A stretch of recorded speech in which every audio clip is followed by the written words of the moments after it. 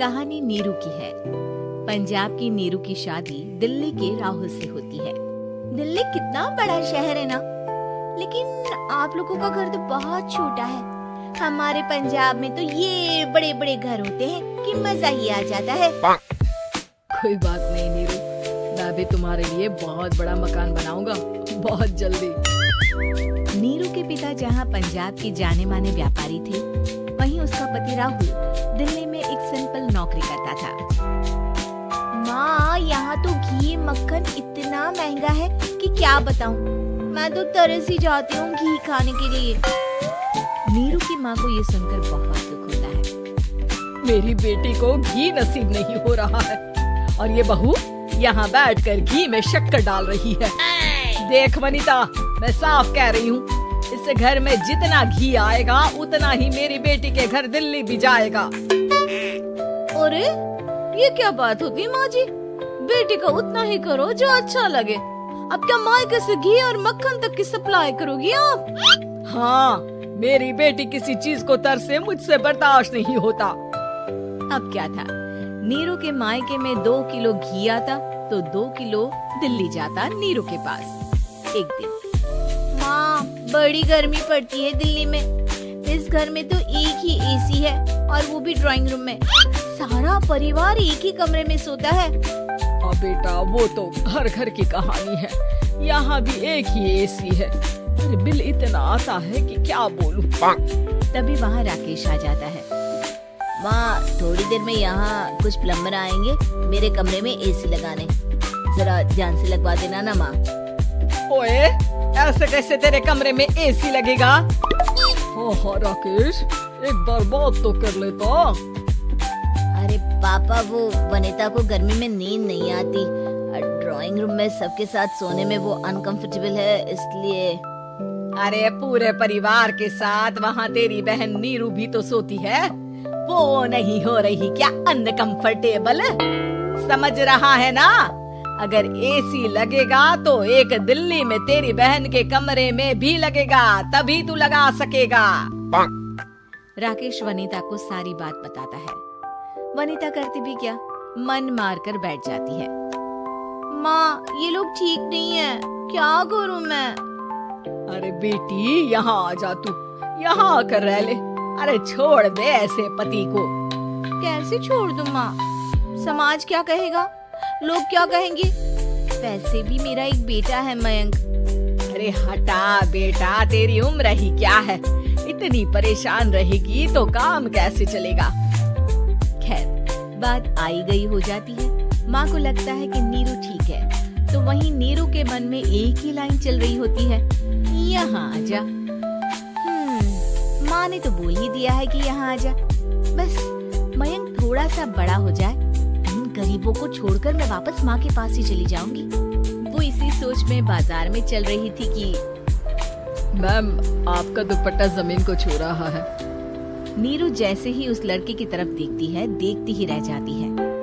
हाय रे, कितना सुंदर लड़का है ये। अब क्या हुआ? मैंने कहा आपका दुपट्टा। तो खुद ही उठा कर दे दो ना। लड़का समझ जाता है कि नीरू उस पर फिदा हो चुकी है। वो उससे उसका नंबर लेकर चला जाता है। अब क्या था, नीरू और रोहित में लगातार बातें होने लगती है। मैं हरियाणा का रहने वाला हूँ, यहाँ एक बड़ी कंपनी का मैनेजर हूँ। अच्छा, और कितने बच्चे हैं तुम्हारे? बच्चे? अरे मेरी तो शादी भी नहीं हुई है। तुम बताओ, शादी करोगी? नीरू शर्मा जाती है। अब लेकिन मैं तो पहले से ही शादीशुदा हूँ। मुझे फर्क नहीं पड़ता, बस तुम शादी कर लो, भाग चलते हैं। बहुत पैसे वाला हूँ मैं, हमेशा खुश रखूंगा तुम्हें। नीरू रोहित से मिलकर सारा प्लान बना लेती है और फिर एक दिन घर से भाग जाती है। दोनों शादी कर लेते हैं। शादी के बाद, क्या बात है नीरू, तुम्हें परेशान सा देखता हूँ, सब ठीक तो है ना? हाँ हाँ, सब ठीक है।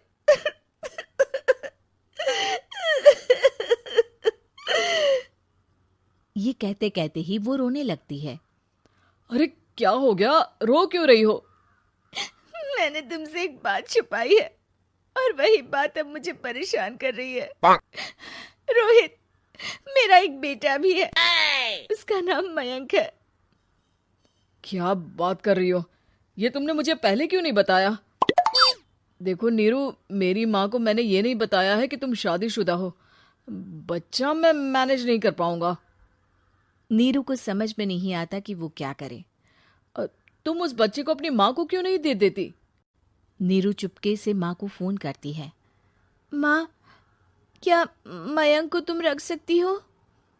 बेटा, मैं राकेश के साथ बात करती हूँ। आखिर घर का बेटा वही है, जो वो बोलेगा। वैसे भी बेटा, तूने जो किया है ना, उसके बाद से पूरा घर तेरी बुराई कर रहा है। मैं भी अब किसी से तेरे लिए लड़ नहीं सकती। राकेश बेटा, नीरू ने तो जो किया बहुत ही बुरा किया, लेकिन मैं सोच रही थी कि क्यों ना मयंक को हम यहाँ ले आए। तभी वनीता बोल पड़ती है। वाह जी, ऐसे कैसे यहाँ ले आए? यहाँ क्या भंडारा भरा है? और जिस बच्चे की माँ ने नहीं सोचा, उसके लिए हम क्यों सोचे? नीरू को एक बार तो अपने बच्चे के बारे में सोचना चाहिए था ना। अरे लेकिन तेरे पास भी तो लड़का नहीं है ना वनीता। माँ, वनीता ठीक बोल रही है। कल को वो बड़ा होकर इसी घर का हिस्सा मांगेगा तो हम क्या करेंगे? माँ कहती भी तो क्या, वो चुप रह जाती है। वहीं नीरू का पहला पति कहता है। माँ, अगर आज भी वो वापस आ जाए तो मैं उसे माफ कर दूंगा। बेटा, गरीबी चीज ही ऐसी है, क्या करेगा। तू तो अब मयंक का सोच। वो बेचारा तो बिना माँ का हो गया। मयंक के खातिर तू दूसरी शादी कर ले बेटा। लोगों के लाख समझाने के बाद नीरू के पहले पति की शादी रिद्धि से हो जाती है, जिसके पहले पति से 2 बच्चे होते हैं। देखो जी, मैंने शादी सिर्फ बच्चे के खातिर की है। मैंने भी शादी सिर्फ बच्चों के खातिर की है। वहीं नीरू के दूसरे पति के मन में ये बात घर कर जाती है कि नीरू एक मासूम बच्चे को उसके खातिर छोड़ कर आई है। अब देखो नीरू, मुझे लगता है कि जो औरत अपनी कोख का बच्चा छोड़ सकती है, वो तो कुछ भी कर सकती है। कल को तुम्हें मुझसे अच्छा कोई मिल गया तो तुम तो मुझे भी बाय बाय कर दोगी ना। नीरू को अब उसका दूसरा पति ताने देना शुरू कर देता है। तंग आकर नीरू उसके यहाँ से भागकर अपने पहले पति के पास चली जाती है, लेकिन ससुराल में क्या लेने आई है नीरू, मयंक को? नहीं नहीं सासू माँ, मुझसे गलती हो गई, मुझे माफ कर दीजिए। नीरू, अब वक्त खत्म हो गया है, मेरी शादी हो चुकी है। तो छोड़ दो ना उसे, हमारा बच्चा है। मैं आपको अपनी माँ नहीं मानता, मेरी नहीं मान तो बात अच्छी है। नीरू मयंक की बात सुनकर समझ जाती है कि उसके पास अब न आसमान रहा ना ही जमीन।